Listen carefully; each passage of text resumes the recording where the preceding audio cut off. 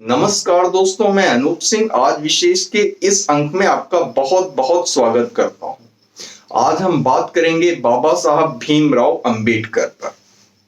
होता क्या है कि विपक्ष और कांग्रेस की तरफ से संसद में एक प्रस्ताव आता है, एक मांग रखी जाती है कि हम संविधान पे चर्चा चाहते हैं, जिसे संसद मंजूर कर लेती है और लोकसभा और राज्यसभा में दो दो दिन की चर्चा का समय मिलता है।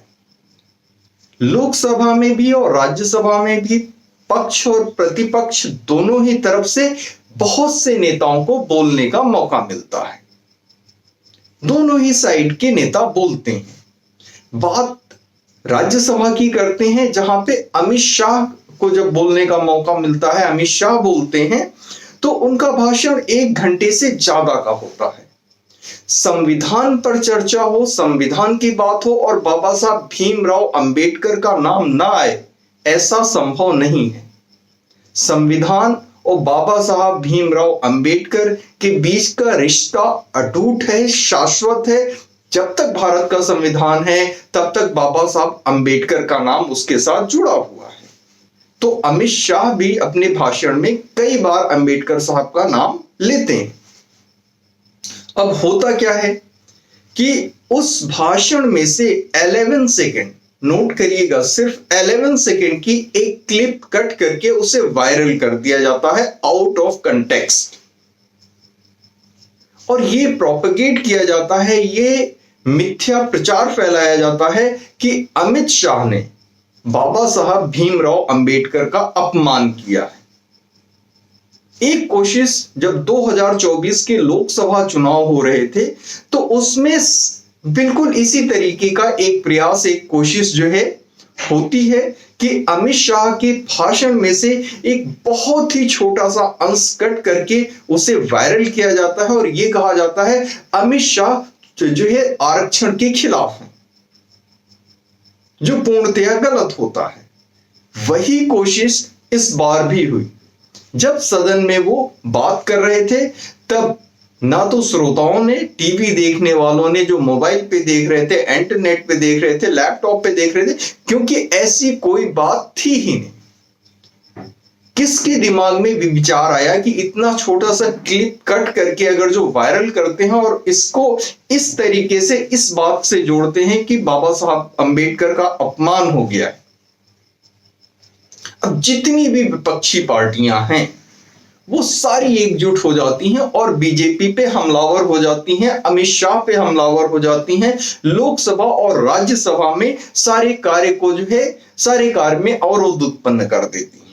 हर जगह धरना और प्रदर्शन शुरू हो जाता है। जिन पार्टियों को बहुत दिनों से फुटेज नहीं मिल रहा था, जो बिल्कुल बैक फुट पे हो रहती हैं, वो भी फ्रंट फुट पे आके खेलने लगती हैं, जैसे आम आदमी पार्टी और कई पार्टियां। अब ये तो रही भूमिका। अब हम बात करते हैं कि सत्य क्या है। बाबा साहब, चलिए, जो कांग्रेस कह रही है, जो सबसे ज्यादा बढ़ चढ़ करके इसमें हिस्सा लेने वाली पार्टी है, कांग्रेस का बाबा साहब भीमराव अंबेडकर जी के साथ कैसा रिश्ता रहा। बाबा साहब अंबेडकर संविधान सभा की प्रारूप कमेटी के जो है अध्यक्ष थे, और बहुत बार ऐसा देखा गया कि जो नेहरू के विचार थे वो बाबा साहब अंबेडकर उससे सहमत नहीं हो पाते थे, ठीक उसी तरीके से जैसे कि संविधान सभा के बहुत से सदस्य जो है उससे सहमत नहीं होते थे। या इसको दूसरी तरफ से ले लें, संविधान सभा के बहुत से सदस्य जो बात लेकर के आते थे संविधान सभा के सामने राष्ट्रहित में, जनहित में, उससे नेहरू सहमत नहीं होते थे। खैर, 1947 में जो है कैबिनेट फॉर्म होती है बिना इलेक्शन के, क्योंकि इलेक्शन होते हैं 1952 में। तो उसमें लॉ मिनिस्ट्री जो है बाबा साहब अंबेडकर के पास होती है। चूंकि उनका योगदान जो है भारत के संविधान की रचना में जो है बहुत ही महत्वपूर्ण था। उसकी वो रग रग से वाकिफ थे, उसके एक एक अक्षर, एक एक लाइन, एक एक शब्द से वाकिफ थे, उसकी पूरी मूल भावना, उसकी आत्मा से वाकिफ थे। तो बहुत सी चीजें जो है उनको परेशान करती थी कि जो सरकार चल रही है और जिस तरीके के जो है वो निर्णय लेना चाहती है, जिस तरीके की चीजें लागू करना चाहती हैं, तो नेहरू के साथ बाबा साहब अंबेडकर के नीतिगत मतभेद थे। लेकिन बाबा साहब अंबेडकर एक बड़ा नाम थे, उनको किनारे लगाना नेहरू के लिए इतना आसान नहीं था, चाहते हुए भी। फिर यही होता है कि जब नेहरू पर किसी की वश नहीं चलती है, नेहरू पर किसी का वश नहीं चलता है, और बाबा साहब परेशान होकर के फिर वो कैबिनेट से इस्तीफा दे देते हैं।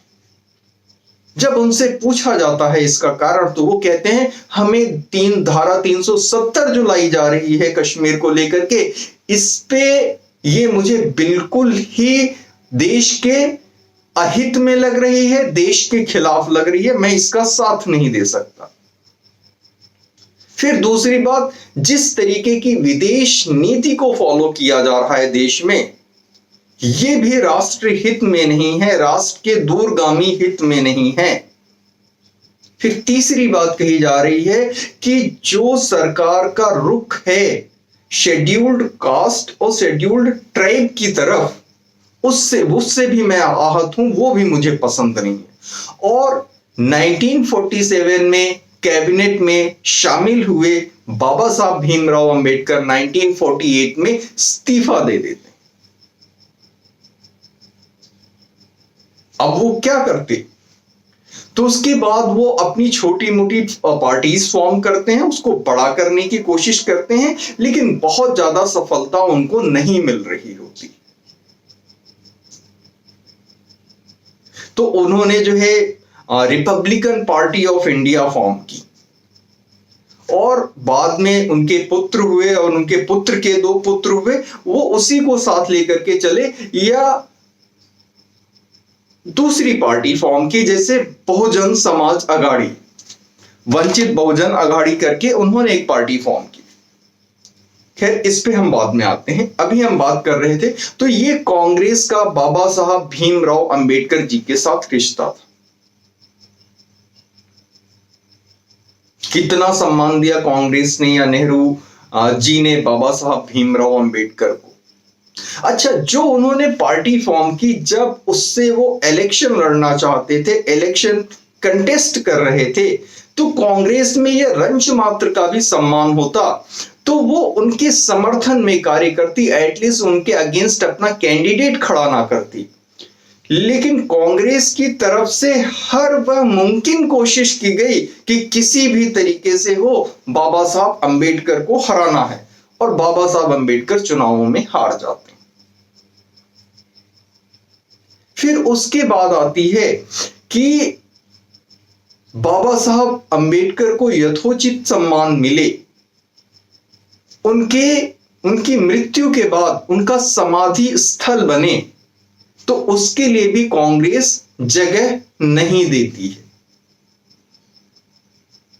एक तरफ से आप सुनते जाइए कि कांग्रेस ने बाबा साहब अंबेडकर को कितना सम्मान दिया, मंत्रिमंडल से इस्तीफा दिया, उनकी समाधि स्थल के लिए जगह नहीं दी, संसद में उनका पोर्ट्रेट नहीं लगने दिया। संसद में क्या है, जो राजनीति के बहुत ही कद्दावर व्यक्तित्व होते हैं, उन सभी का, जिनका भारत के जो है निर्माण में बड़ा योगदान होता है, उनके पोर्ट्रेट्स जो है संसद में लगे होते हैं, यानी उनका बहुत बड़ा चित्र संसद में लगा होता है।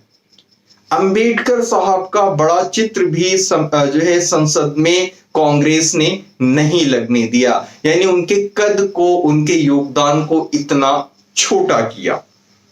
इसके बाद जो है उन्हें भारत रत्न नहीं दिया गया। कांग्रेस की सरकारों में कांग्रेस के प्रधानमंत्रियों ने स्वयं को ही भारत रत्न दे लिया, लेकिन जब तक कांग्रेस की सरकारें रहीं तब तक बाबा साहब को भारत रत्न नहीं दिया गया। बाबा साहब को भारत रत्न तब मिलता है जब केंद्र में एक सरकार आती है जिसको बीजेपी का समर्थन होता है और बीजेपी के कहने पे उनके अनुरोध पे बाबा साहब भीमराव अंबेडकर को भारत रत्न दिया जाता है। ये एक बात हो गई। इसके बाद ये हो गया कि उनको उनके समाधि स्थल के लिए जगह नहीं दी जाती है और जब तक वो जीवित रहे कहीं पर भी उनको यथोचित सम्मान नहीं मिला। तो कांग्रेस जो लोकसभा और राज्यसभा के बाहर प्रदर्शन कर रही है, जो बाबा साहब का हितैषी बनने की कोशिश कर रही, उससे जन जन वाकिफ है देश का। जो नई पीढ़ी के कुछ लोग वाकिफ नहीं हैं, तो कांग्रेस ने ही ये मौका दे दिया ये झूठ का मुद्दा उठा करके कि वो भी जान लें कि कांग्रेस बाबा साहब अंबेडकर का कितना सम्मान करती रही है। भाई बीजेपी इस मौके वो ले तो आए बीजेपी को घेरने के लिए, लेकिन बीजेपी इस मौके को जाने नहीं देगी, क्योंकि वो जो लेकर के आए हैं वो सर्वदा झूठ पर खड़ा है। दोनों ही बातें झूठ पे खड़ी हैं। पहली झूठ पे ये बात खड़ी है कि अमित शाह ने कुछ गलत कहा बाबा साहब अंबेडकर के बारे में, और दूसरी चीज ये गलत है कि कांग्रेस बाबा साहब अंबेडकर का सम्मान करती थी।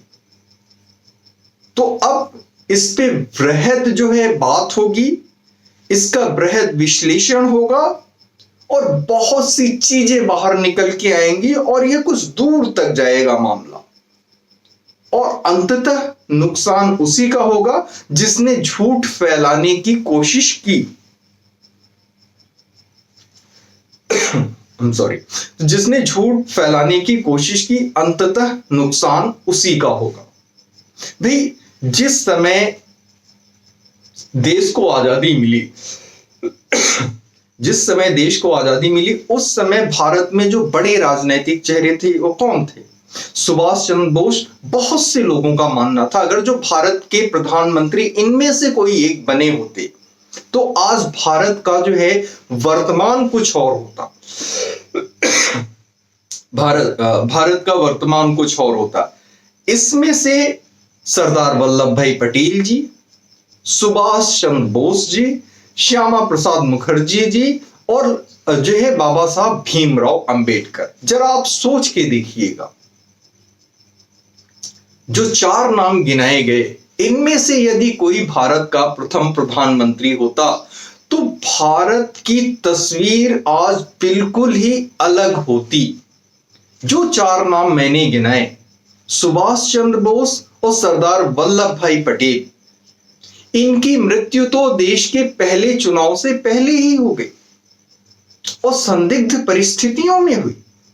इनकी मृत्यु स्वाभाविक नहीं थी।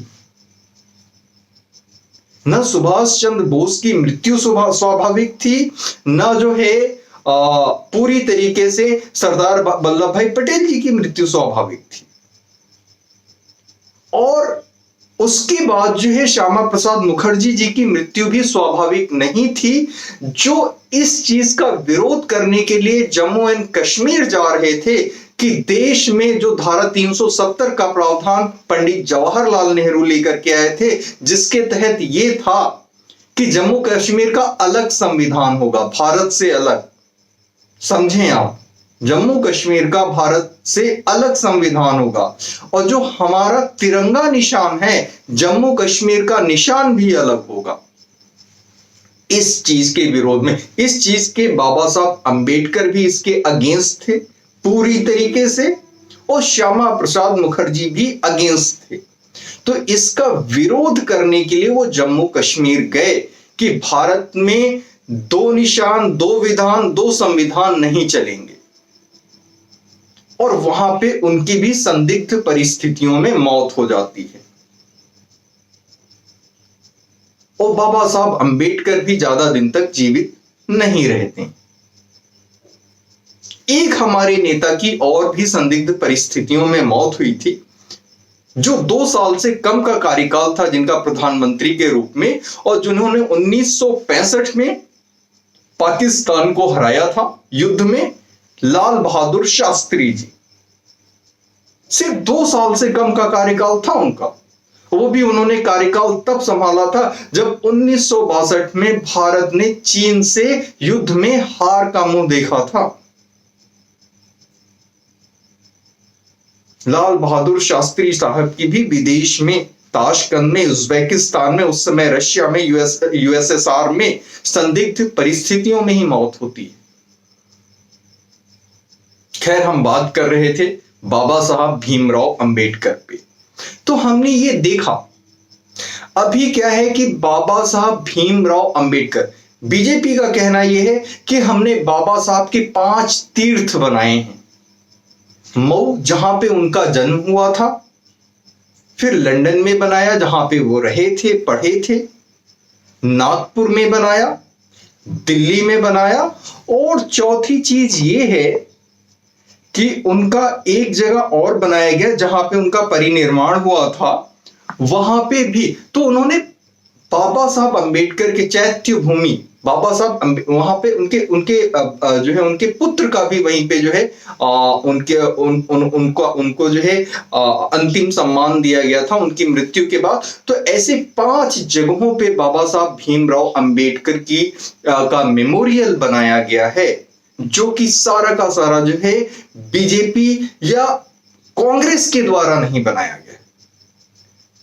इसमें सबसे ज्यादा योगदान बीजेपी का रहा है। तो बाबा साहब अंबेडकर को लेकर के सम्मान किसके हृदय में है? वो सम्मान अपने कार्यों में, उसका प्रकटीकरण किसके कार्यकाल में दिखता है? ये देखने और समझने की बात है। इसमें कुछ बहुत ज्यादा दिमाग लगाना नहीं है, वो स्वतः ही दिख जाता है और समझ में आ जाता है। भाई देखिए, अर्ध सत्य जो होता है वो बहुत घातक होता है। उसकी मार जो है इंसान को बहुत बड़ा चोट देती है। और ये जो अर्ध सत्य फैलाया गया या झूठ फैलाया गया, बीजेपी को पता था कि आज के सोशल मीडिया के समय में अगर जो झूठ तेजी से फैला तो बहुत ही घातक हो सकता है। तो समय पे वो जगी और उसने सत्य को सामने लाने की कोशिश की।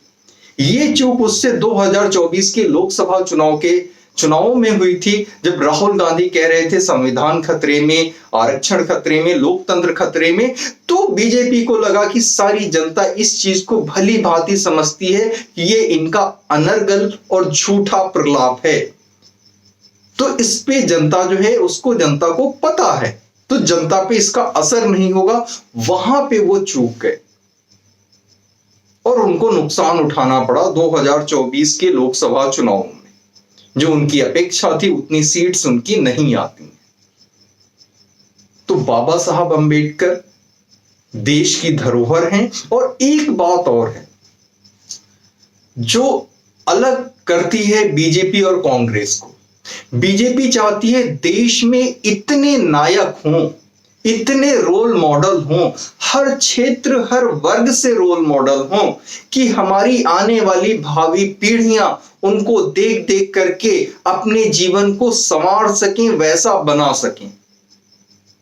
तो वो बहुत ढेर सारे रोल मॉडल चाहती है। और कांग्रेस ये चाहती है कि नेहरू गांधी फैमिली के अतिरिक्त कोई दूसरा रोल मॉडल ना हो। तो ये एक बहुत बड़ा फर्क आपको दिखेगा। तो खैर, आज के चर्चा को यहीं विराम देते हैं।